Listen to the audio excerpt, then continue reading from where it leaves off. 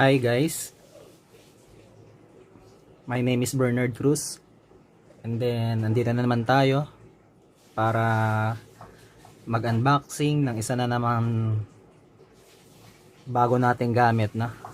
Ayan, sa nakikita nyo, no?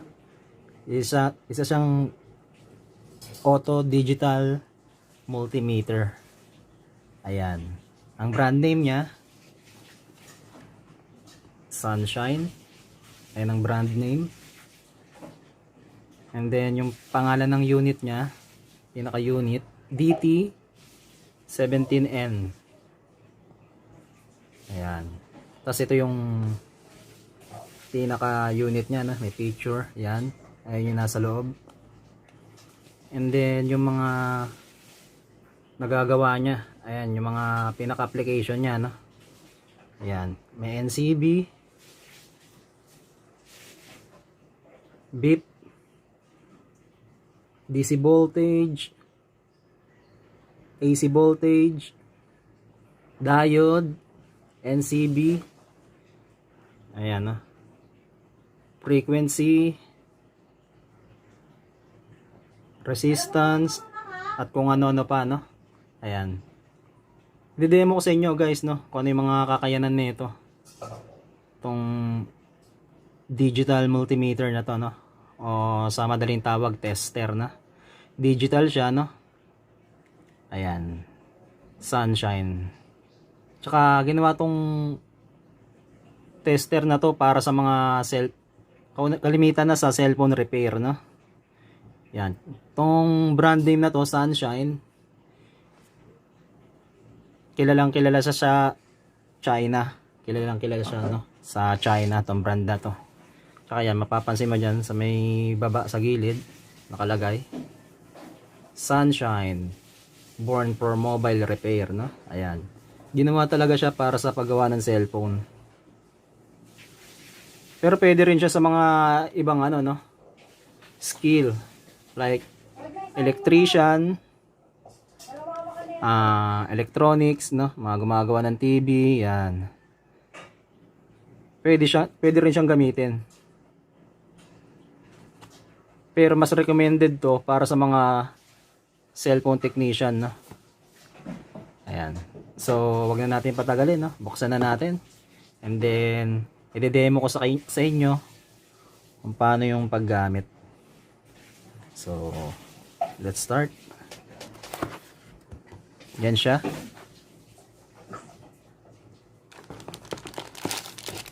Ayan, may packaging pa, may balot.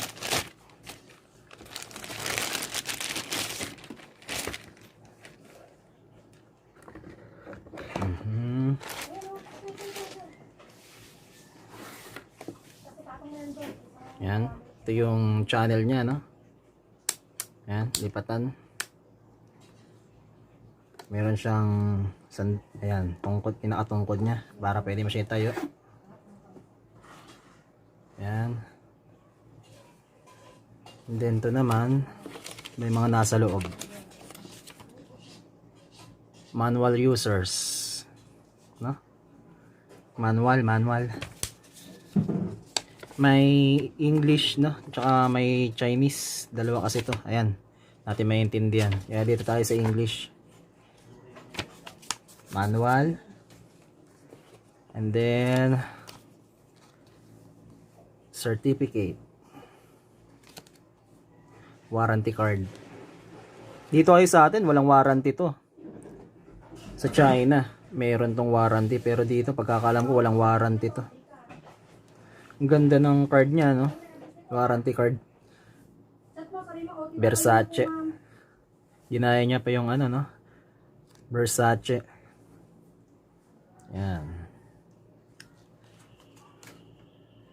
And then, itong isa.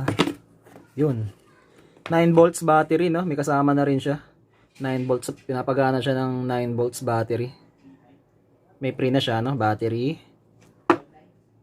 And then, itong mga test pen. Yan. Test pen. Ito, mamaya, tuturo ko sa inyo kung anong gamit nito. Para to sa Celsius, no? Kung gusto nyong mag ano ng Celsius, kung gaano kainit. Yan, demo ko sa inyo ito mamaya. So ito munang test pen.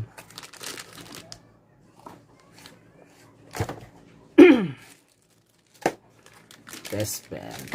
Yan. Test pen.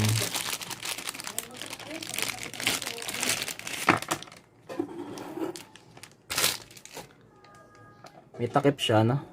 Tanggalin mo pa itong black, hilahin mo lang. Dun sa kabila, takip.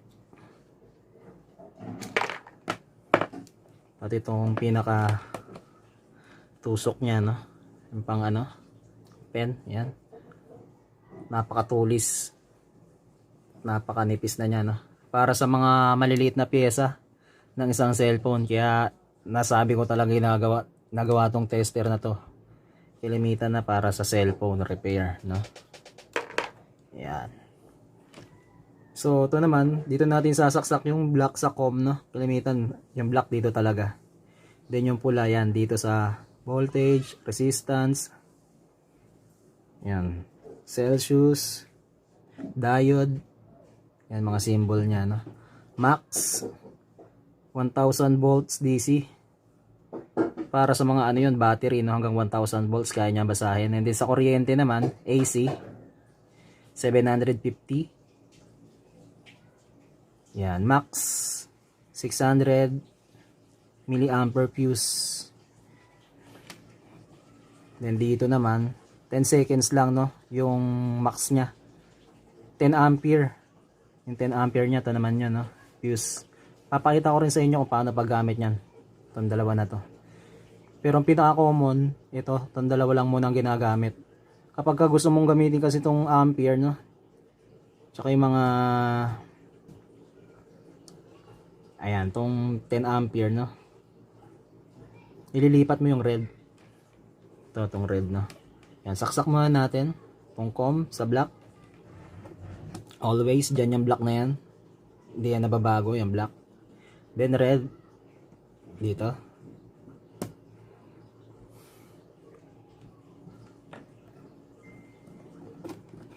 Ayan. So, kabit muna natin yung battery, no? Ayan. Angat mo lang yung pinaka ano niya. Yung takip. May screw. So, i-remove natin yung screw.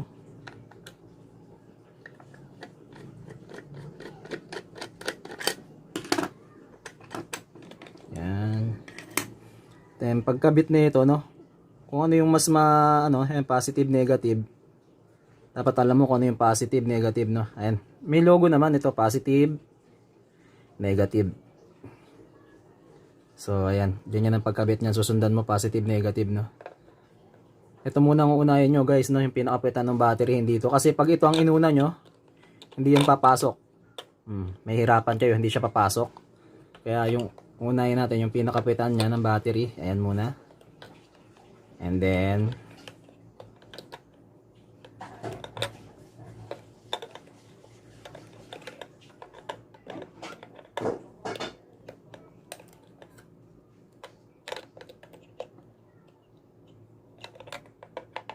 ayun.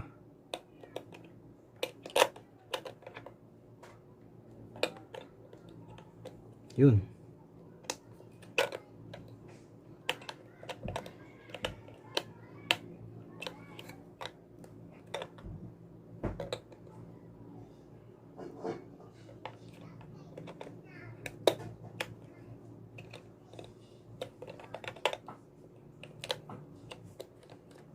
Yan. Okay na siya. Ganyan natin. Yun. Ayan, okay na. Saan natin ibalik yung takip. Then i-screw natin, ha. Kailangan naka-screw siya.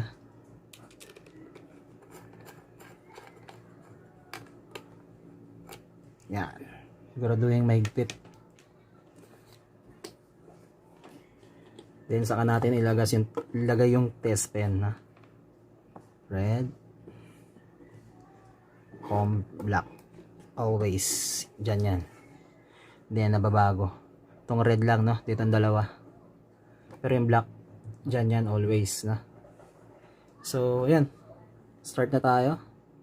Dito tayo sa AC voltage.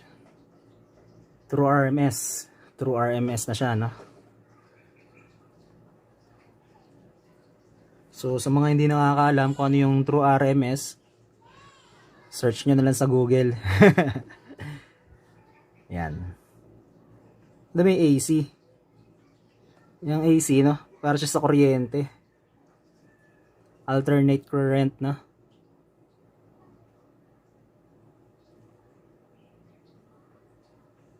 So, saksak natin kung tama ba yung reading niya dito sa may kuryente. Ayan, lapit natin. Ayan, kuryente. Sasaksak ko dyan, no? And then, tutok natin dito sa pinaka LCD niya. Kung ano yung basa ng kuryente.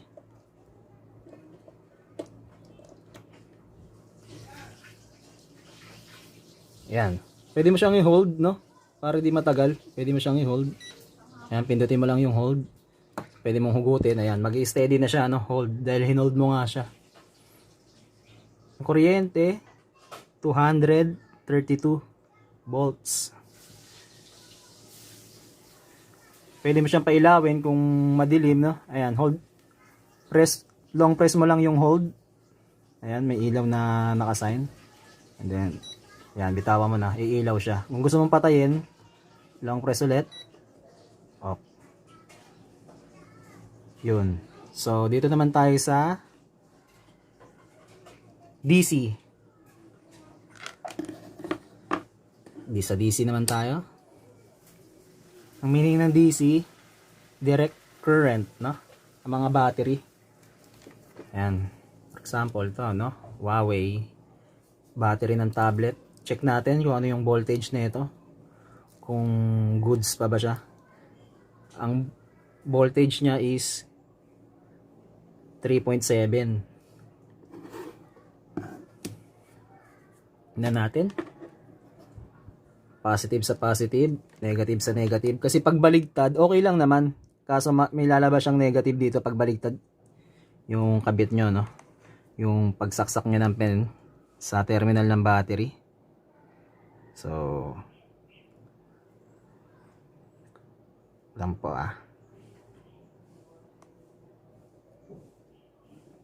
lumalabas. Ayun. 2.9. Ibig sabihin yan 2.9, no? So, kung nalilito ka sa pagbasa, may range naman siya, no? Pwede mong ibahin. Pindutin mo lang yung range to, itong pangalawang button, range. Ito sa inyo, guys, So, ayan, umusog siya yung ano niya, no? Yung dot niya. Tingnan natin kung paano naman pagbasa.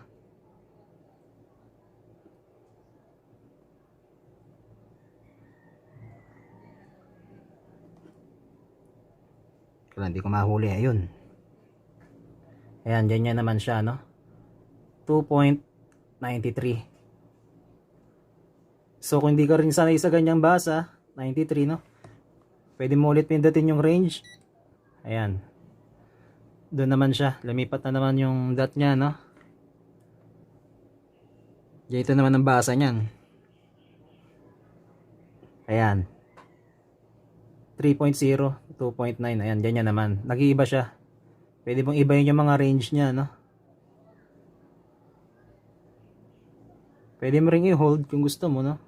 Ayan, pwede mong hugutin. And then, ayan, Celsius, no? DC,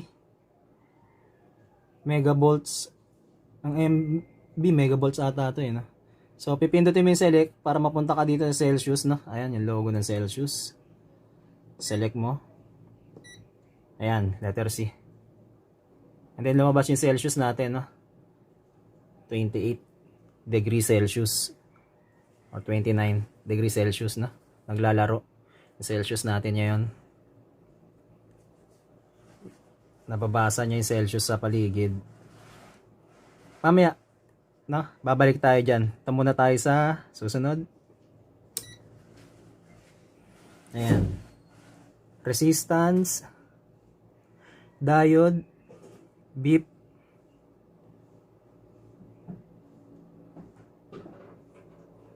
and then yung sa ano niya, no?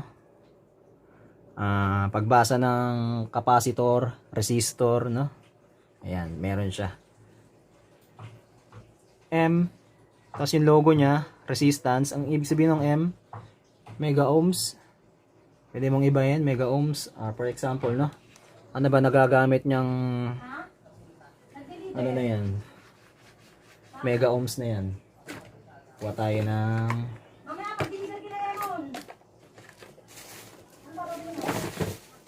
lang po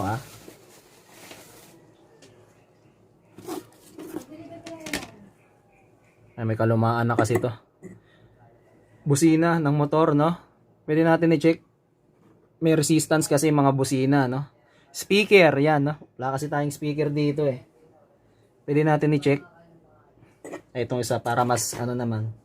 Kung check nga natin to kung goods to, binigay sa akin. Ayan. Busina, no? Busina. Try natin. Kung meron siyang basa.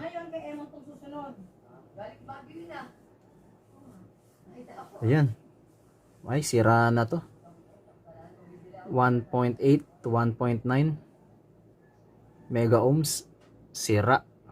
Ibig sabihin niyan, sira to. Napakababa ng resistance niya. Napakababa.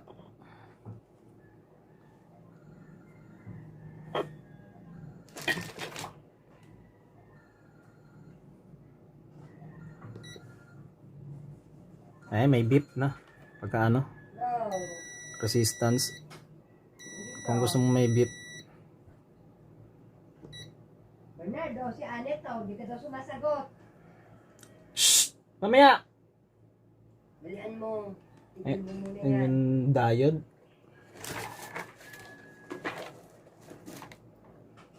Diode, no? Yan, labas ka.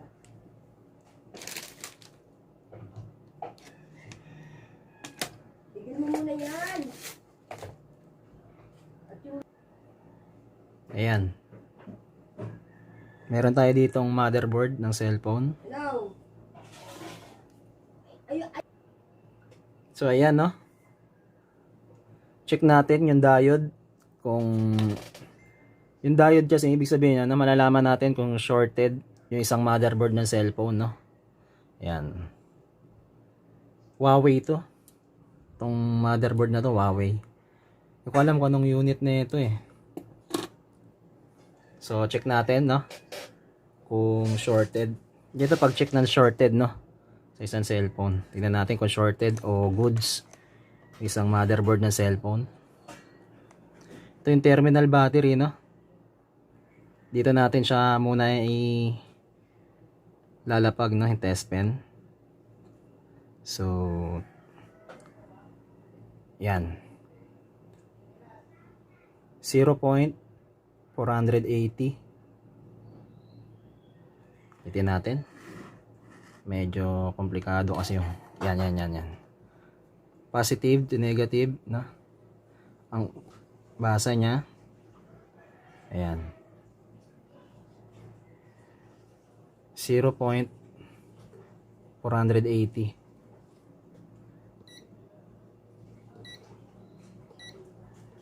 Ayan, pwede mo siyang iba-ibahin, no? Ang diode, LED. And then baliktarin naman natin, no?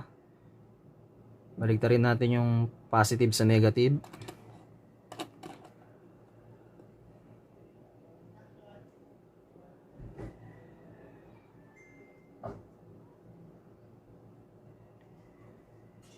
Ayan naman ang basa niya. 2.799, no? Or 800. Ayan. Ayan ang basa niya. Yan naman.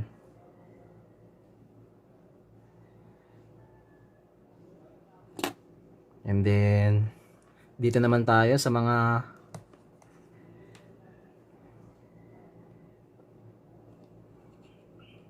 plate. Sa mga plate, check natin, no? Kung may shorted ba. Ayun. So, hindi naman pataas yung count, no? Ayun, pababa naman siya. Bila. And then, the negative.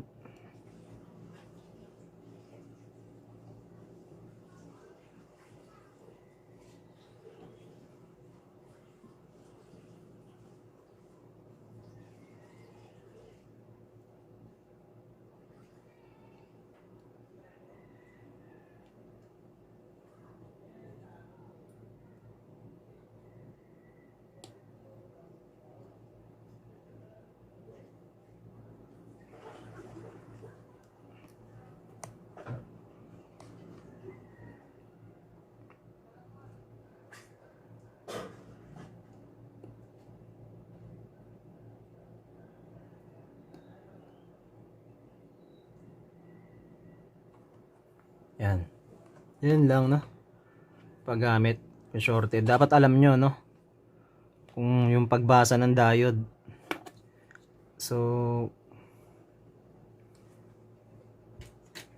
and then, next. Wala kasi tayo ditong mga resistor, no? Capacitor.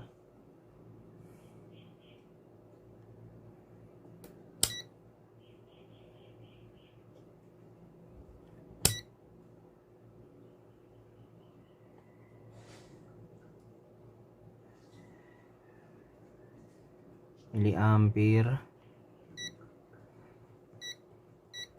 Ox per min.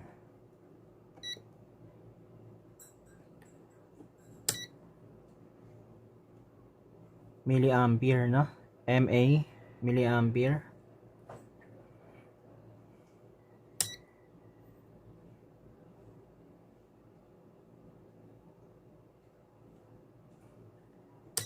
NCB. Ang NCB niya is EF. Ang meaning ng EF, electric field, no? Electric field. Para sa mga, ano to? Electrician. Ibig sabihin niyang EF na yan. Ayan, first. Tatapat ko dito sa ano, ha? Sa may extension. Tingnan natin kung ano. Ayan. Magbibip siya, no? Ibig sabihin yan, may nasasagap siyang kuryente. Kahit hindi mo saksak yung test pen, no? Nasasagap niya. Mahina pa nga yun dahil pag nag-4 bar yan, malakas eh. Medyo mahina yung sagap dito, ah. Ayan, tutunog siya, no? Yan ibig sabihin ng EF, no? Electric field.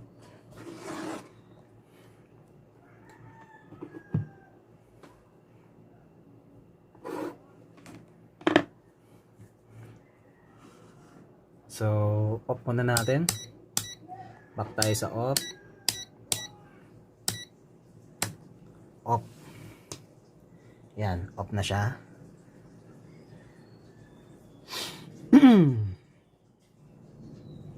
Dito naman tayo sa itong red, lipat natin, no?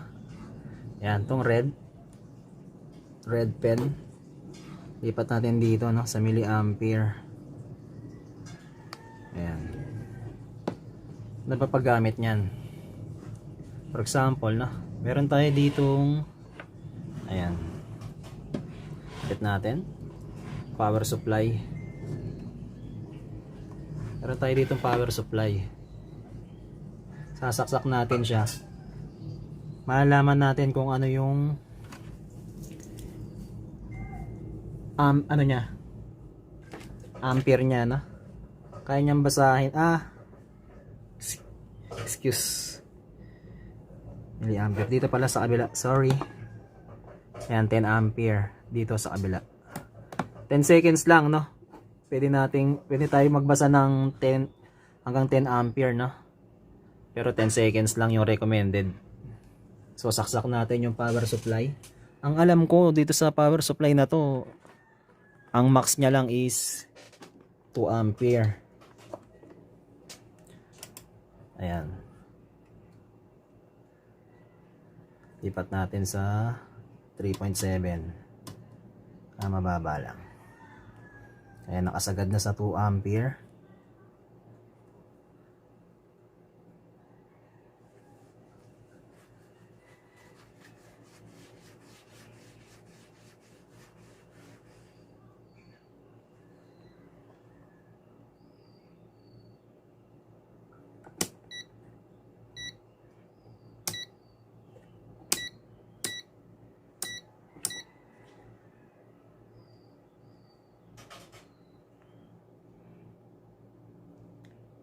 Ayan.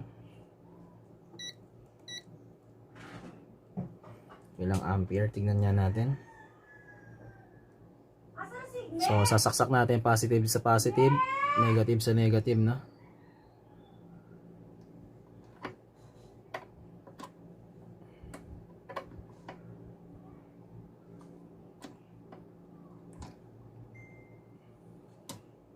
Hindi niya mabasa. Ba't ganon? Wait lang.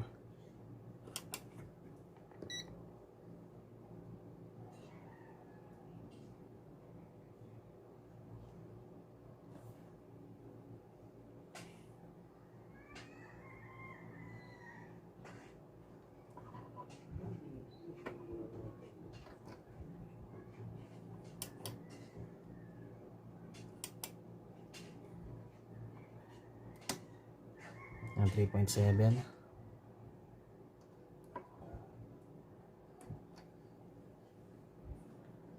Kaya basahin sa power supply.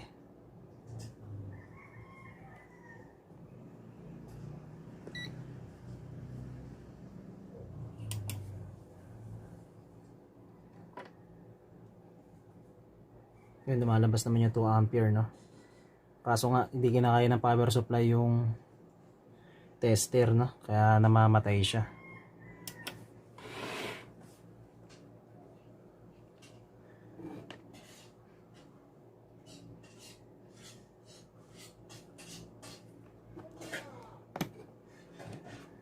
Balik natin. Off muna natin, no? Hugutin yung test pen. Then, last i-demo ko sa inyo yung Celsius. Ayan na. Yung Celsius. So, ito siya. Paggamit ng Celsius. May iba siyang wire na, hindi test pen. Ayan siya. May kasama siyang pang test ng degree Celsius. For example, no, ganito. Ganun din naman pagkabit niya. Katulad sa test pen. Black. Then dito yung red. Katulad, pareho lang.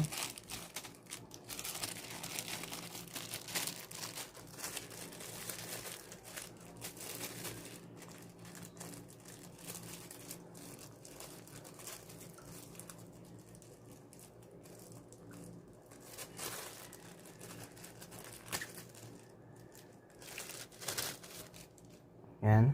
Sak natin. Yung red. Dito sa red. Black. Sa and then punta tayo sa Celsius. Ayan, para makita nyo, no? Ayan, punta tayo sa Celsius. And then pindutin natin yung select. Ayan, dapat yan ang lumabas, no? May letter C. Celsius. And then ito yung pang niya, guys, no? Ayan, ito yung ilulubog mo o ididikit mo sa isang bagay na mainit na gusto mo malaman kung gaano kainit, no? Pwede sa tubig. Ayan, no? For example, ano ba yung umiinit? Ayan. Pwede dito sa may soldering iron. And then ito, ang gagamitin naman natin is hot air, no? Or a workstation. Saksak muna natin.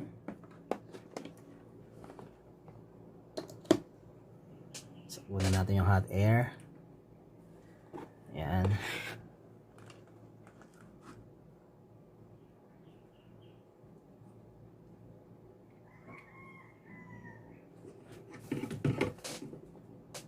Nakaano siya sa 100 degrees na. Tignan natin kung tama yung babasahin niya o lalagpas. Ayan, nasasagap niya yung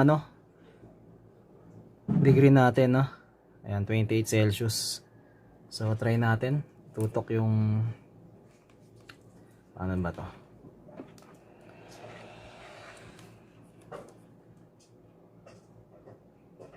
Ayan, tututok ko dito sa hot air to. Baka kasi maano yung mabugan yung tester natin no. Iniiwas ko lang.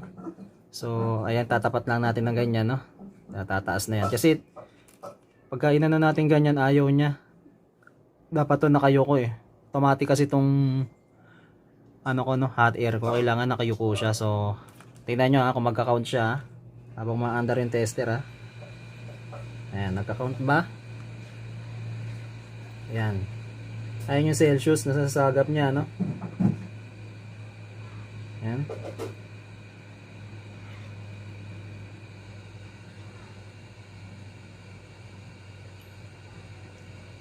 Hanggang 115 Celsius. 116. 121. Ayan, tumaas pa.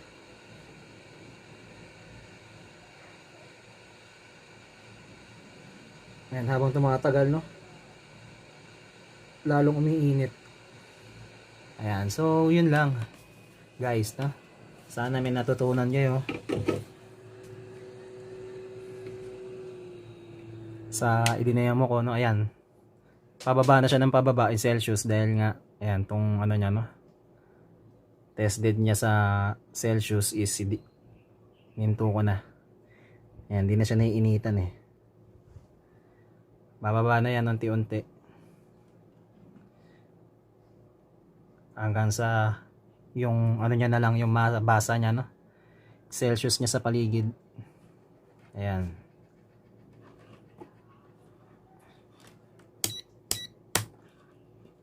So, ayun.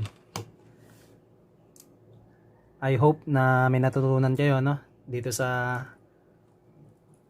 unboxing natin at tutorial ng Sunshine DT17N yung unit niya. Kung gusto niyo guys bumili nito, meron naman sa Shopee at sa Quiapo. Ito kasi guys, binili ko to sa Quiapo Sa Shopee ang price niya 1,500. Kung sa Quiapo naman kayo bibili, mas mura. Kung mga malapit sa Manila na sa Quiapo, 1,200 ang bili ko dito, ano, sa Quiapo. So, ayun lang guys. So, wag nyo naman sana kalimutan na i-like and mag-subscribe kayo sa YouTube channel ko. At pakipindot na rin yung notification bell para updated kayo sa mga susunod ko pa na video. Maraming salamat po.